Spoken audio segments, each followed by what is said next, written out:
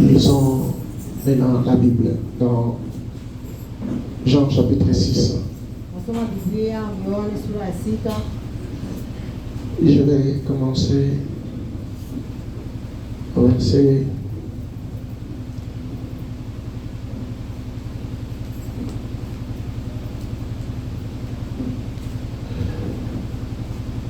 27, où on commence par le verset 26. On va sauter. Jésus leur répondit, en vérité, je vous l'ai dit, vous me cherchez, non parce que vous avez vu des miracles, mais parce que vous avez mangé le pain et que vous avez été rassasiés. Travaillez, non pour la nourriture qui périt, mais pour celle qui subsiste pour la vie éternelle. Et que le Fils de l'homme vous donnera, car c'est lui que le Père, que Dieu lui-même a marqué de son sceau. Il lui dit, que devons-nous faire pour accomplir les œuvres de Dieu? Jésus leur répondit, l'œuvre de Dieu, c'est que vous croyez en celui qu'il a envoyé. Verset 54. Celui qui mange ma chair et qui boit mon sang a la vie éternelle, et je les ressusciterai au dernier jour. Car ma chair est vraiment une nourriture et mon sang est vraiment un breuvage. Celui qui mange ma chair et qui boit mon sang demeure en moi et je demeure en lui. Verset 60. Plusieurs de ses disciples, après l'avoir entendu dire cette parole, dire, qui peut l'écouter? Jésus, sachant en lui-même que ses disciples murmuraient à ce sujet, leur dit, cela vous scandalise-t-il? Et si vous voyez le Fils de l'homme monter où il était auparavant, c'est l'esprit qui vérifie, la chair ne sert à rien.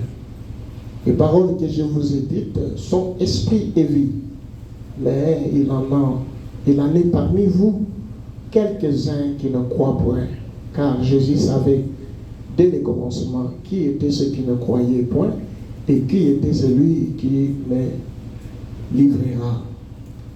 Et il ajouta, c'est pourquoi je vous ai dit que nul ne peut venir à moi si cela ne lui a été donné par le Père. Dès ce moment, plusieurs de ses disciples se retirèrent et ils n'allèrent plus avec lui. Jésus donc dit aux 12, et vous, ne voulez-vous pas aussi vous en aller? Simon-Pierre lui répondit, Seigneur, à qui irions-nous? Tu as les paroles de la vie éternelle, et nous avons cru, et nous avons connu que tu es le Christ, le Saint de Dieu. Jésus leur répondit, n'est-ce pas moi qui vous ai choisi, vous les 12, et l'un de vous est un démon. Et il parlait de Judas Iscariote, fils de Simon, car c'était lui qui devait les livrer, lui l'un des 12. Amen. Veuillez vous asseoir. Que Dieu bénisse la lecture de sa parole. Est-ce que vous pouvez serrer la main de votre voisin et lui dire Shalom, que Dieu te bénisse. Dis-lui, je suis heureux de te voir ce matin. Et je préfère que tu puisses suivre la parole attentivement. Dis à ton voisin. Amen. Êtes-vous dans la joie? Voilà, nous sommes en train de parler sur les 3 sortes de croyants. Et je vais récapituler juste un peu et puis on continue. Je ne pouvais pas continuer avec les enseignements des âges parce que nous sommes en train de voir, nous sommes à l'âge des sages. Et comme on a coupé la connexion stream pour la diffusion en direct, je n'ai pas payé parce qu'il fallait, je paye par an et il fallait payer $850 que que je n'ai pas encore trouvé. Si je paye et on met encore en direct, on va revenir sur l'enseignement de cet âge de l'Église. Le prophète dit, quand le Saint-Esprit parle, il les regarde. Lorsque vous êtes conduit par l'Esprit de Dieu, Dieu regarde qu'est-ce qu'il y a dans son peuple et il parle par le Saint-Esprit. Les enfants de Dieu, lorsque la parole est prêchée, ils sont avisés. Et ils prennent une bonne position. Et j'ai remarqué le passage des serviteurs de Dieu ici.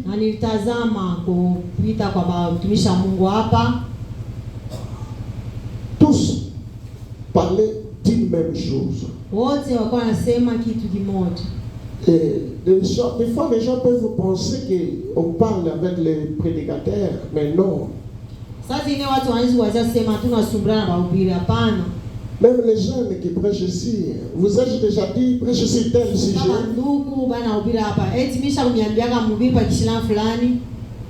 Non, hein? Chacun, je lui laisse le libre arbitre, c'est-à-dire il prie. Le Saint-Esprit lui révèle ce qu'il doit dire à l'Église.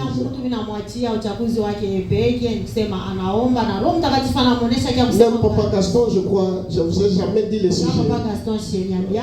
Les gens sont là, je n'ai jamais dit les sujets. Quand les visiteurs viennent, je ne donne pas les sujets. Mais lorsque les visiteurs insistent, je connais la maladie qui est dans le peuple. Ils sont allés toucher au noyau. C'est pourquoi j'interviens pour la toute dernière fois et finir la récréation.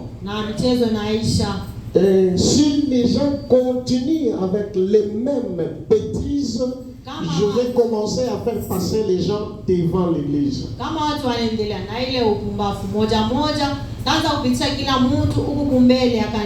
Et je vais m'en charger moi-même. Et lorsqu'on va apprendre quelque chose au milieu du peuple de Dieu, même si vous ne citez pas le nom de la personne, je ferai moi-même des recherches. Si je trouve cette personne, je m'occupe de lui.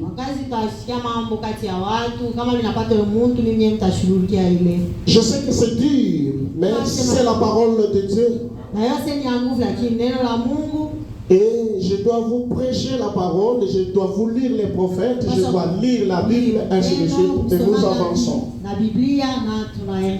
Nous sommes en train de parler sur les 3 sortes de croyants. Il y a les croyants, les soi-disant croyants et les incrédules. Et ces gens-là se retrouvent toujours dans les groupes. Et la chose n'a pas commencé aujourd'hui, ça a commencé dans les jardins d'Éden. Et avec les prophètes, nous allons découvrir certaines choses. Lorsqu'il fallait que la sœur puisse commencer à interpréter, j'ai lu les prophètes et nous avons montré avec les prophètes qu'une sœur peut lire la Bible en plein culte. Je peux dire, telle sœur, lis-nous la Bible, ce n'est pas un péché.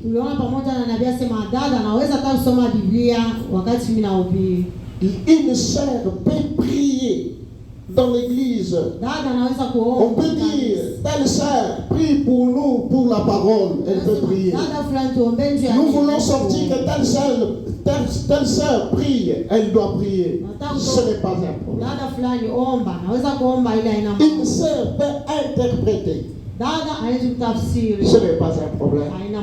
Tout ce que Dieu interdit à la femme, c'est de prêcher la parole.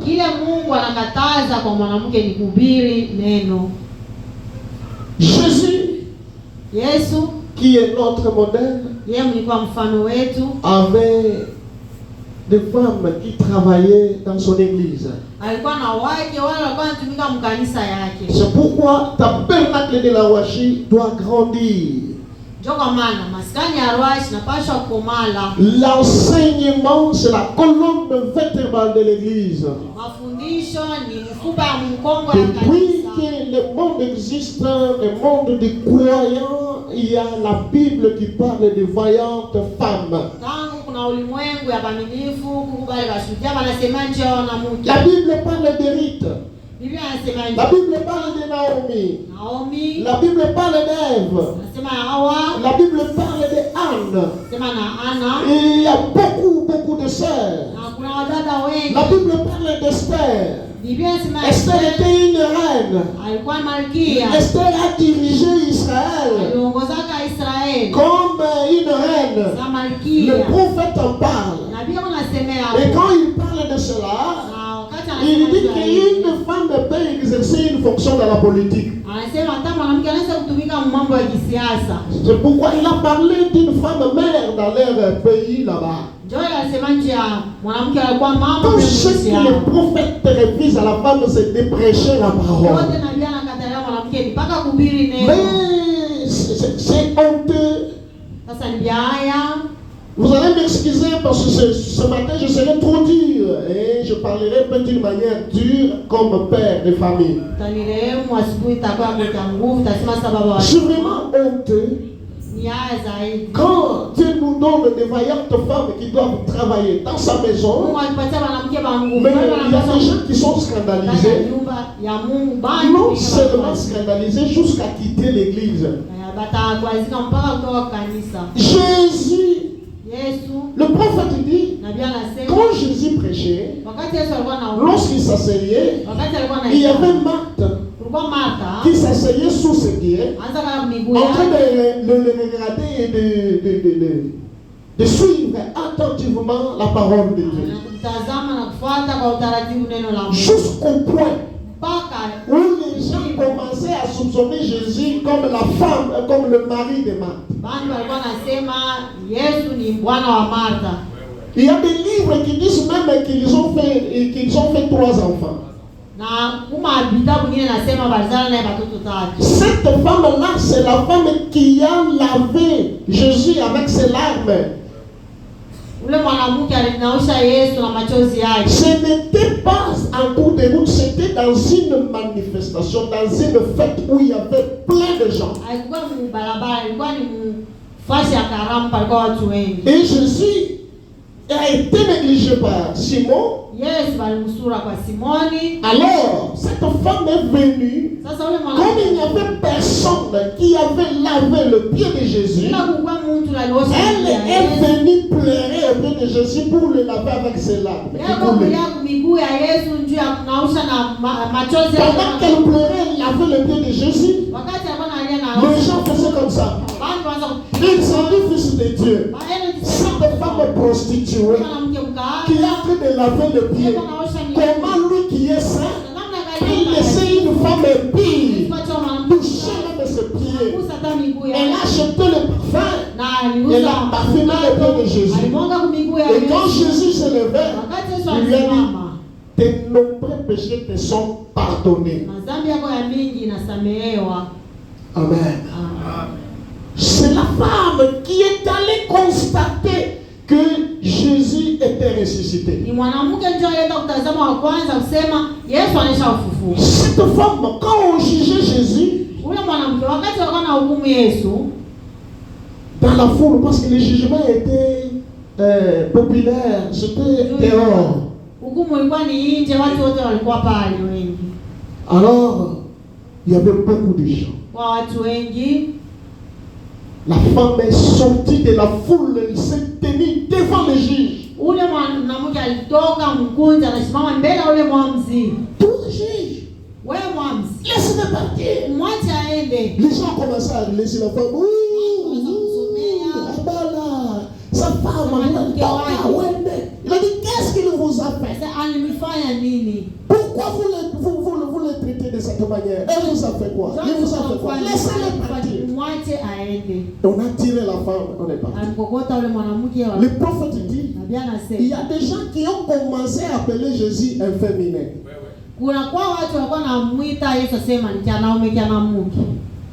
Qu'êtes-vous allé voir du 1er octobre 59? Je préfère que tu puisses projeter ça pour que nous puissions lire ensemble, qu'on ne puisse pas dire que j'ai formaté. Qu'êtes-vous allé voir?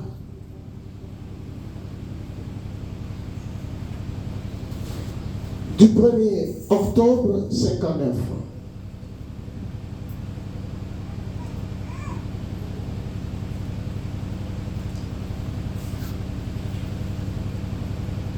Qu'êtes-vous allé voir?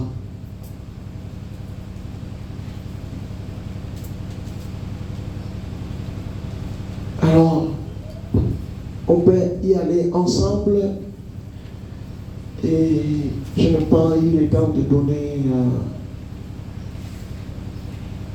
Qu'êtes-vous allé voir? Voilà, c'est là. Paragraphe 32.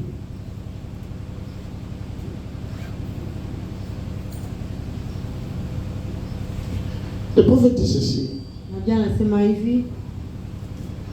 Eh bien, beaucoup de gens font une fausse impression.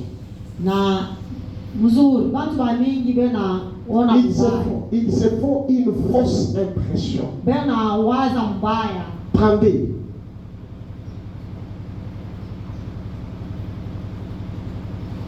Voilà, laissez-moi attendre. Certaines personnes pensent que Jésus était un inféminé.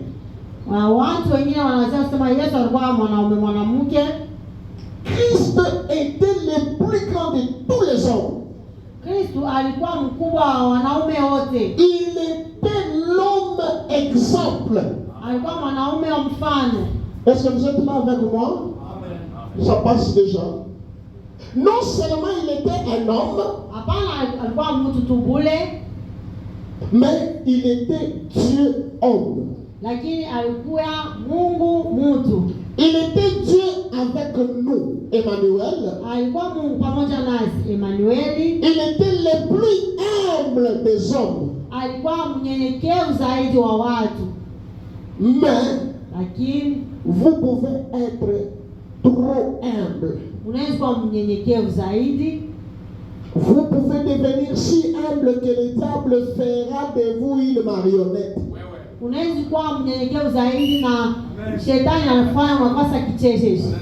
Est-ce que vous êtes là avec moi? Il était humble au point qu'il a lavé les pieds de ses disciples. Lui, le Dieu tout-puissant. Il pardonnait assez pour prier pour ceux qui avaient enfoncé des pointes dans ses mains.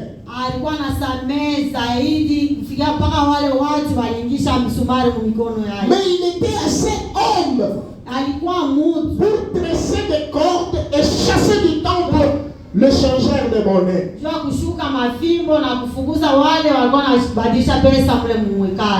Amen. Croyez-vous que Jésus a chassé les gens dans le temple? Il a formé les fouets.